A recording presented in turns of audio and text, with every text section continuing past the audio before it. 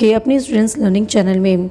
दोस्तों हम लोग क्लास 6 की संस्कृत निधि कर रहे हैं और इसमें महाशय सूत्र और मतलब कि वर्णमाला से संबंधित जितने भी प्रश्न थे बनते थे हमने आपको बता दिए और उम्मीद करते हैं आप लोग उसको तैयार कर रहे होंगे। आज जो हम लोग शुरू करने वाले हैं वो है संधि। ठीक है, ये भी बहुत ही महत्वपूर्ण है। आपके जो सिलेबस में वो 2 संधियाँ ही दी हुई हैं, लेकिन हम लोग धीरे धीरे सबकी चर्चा करते हुए चलेंगे। ठीक है, 2 संधियों के बारे में विस्तृत से पढ़ेंगे और शॉर्ट में और सारी संधियों के बारे में हम आपको बताएंगे। तो चलिए शुरू करते हैं संधि। संधि देखिए 2 वर्णों के मेल को संधि कहते हैं। किन वर्णों के? 2 वर्णों के मेल को संधि कहते हैं। ये मुख्यतः 3 हैं। 2 वर्ण कौन से? तो देखिए जैसे कहते हैं विद्या, विद्या, एक बार फिर से लिखते हैं, जैसे है विद्या प्लस आलय। ठीक है, तो विद्या में क्या है? आ है और इधर क्या है? आ है। तो इन 2 वर्णों के मेल से, इनके और इनके, इन 2 वर्णों के मेल से जो नया वर्ण बना वो भी क्या हुआ? आ हुआ। ठीक है, इन 2 वर्णों के मेल से, मेल को ही संधि कहते हैं। ये 2 वर्ण मिल गए तो उसे क्या कहते हैं? हम संधि कहते हैं। ठीक है, आगे के शब्द का पीछे अंतिम वाला वर्ण और बाद वाले शब्द का पहला वर्ण, ये दोनों ही मिलते हैं। इन 2 वर्णों के मेल को संधि कहते हैं। यही वो कह रहे हैं।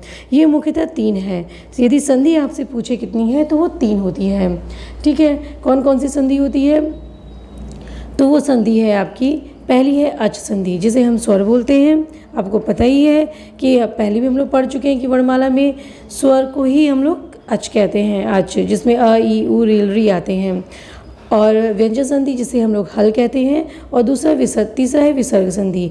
अच, हल और विसर्ग, यानी स्वर, व्यंजन और विसर्ग संधि होती है। 3 संधियाँ होती हैं। तो पहले हम लोग जो पढ़ रहे हैं वो है स्वर संधि। ठीक है, इस संधियों से बहुत ही सारे प्रश्न बनते हैं और पूछे भी जाते हैं और प्रतियोगी एग्जाम में भी आते हैं, तो आप इन्हें ध्यान से देखिएगा।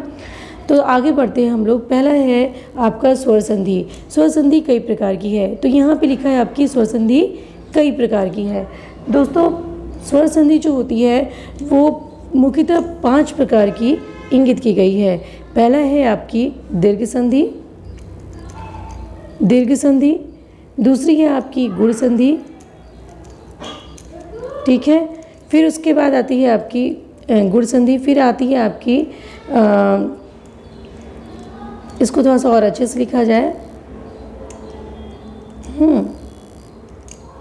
एक मिनट। हाँ, तो देखिए आपकी पहली हो गई दीर्घ संधि, फिर गुण संधि, फिर आपकी हो गई वृद्धि संधि, यड़ संधि और अयादि संधि।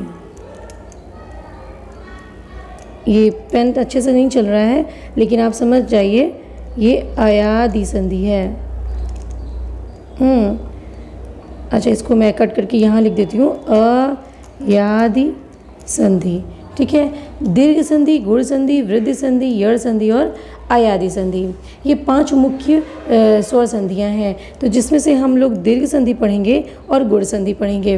तो आज तो एक इंट्रोडक्शन का वीडियो हम बनाए थे जिसमें संधियों का, अब हम लोग जो करेंगे वो विस्तृत अध्ययन करेंगे। तो पहला जो संधि है वो आपका दीर्घ संधि है। अगले वीडियो में हम लोग दीर्घ संधि को, गुण संधि को अच्छे से समझेंगे। दीर्घ संधि को पहले समझेंगे, फिर गुण संधि को समझेंगे। और मुख्यतः आप जान लीजिए कि दीर्घ संधि जो होता है उसका सूत्र होता है अकः सवर्णे दीर्घः। ठीक है, अकः सवर्णे दीर्घः। तो अगले वीडियो में हम लोग देखेंगे दीर्घ संधि के बारे में, विस्तृत अध्ययन करेंगे। और एक साथ ही सब कुछ हौच पौच कर देने से ना वो समझ में नहीं आती, इसलिए छोटे छोटे वीडियो के माध्यम से ही हम लोग समझेंगे। तो मिलते हैं अगले वीडियो में संधियों की श्रृंखला को लेकर के। तो तब तक के लिए नमस्कार।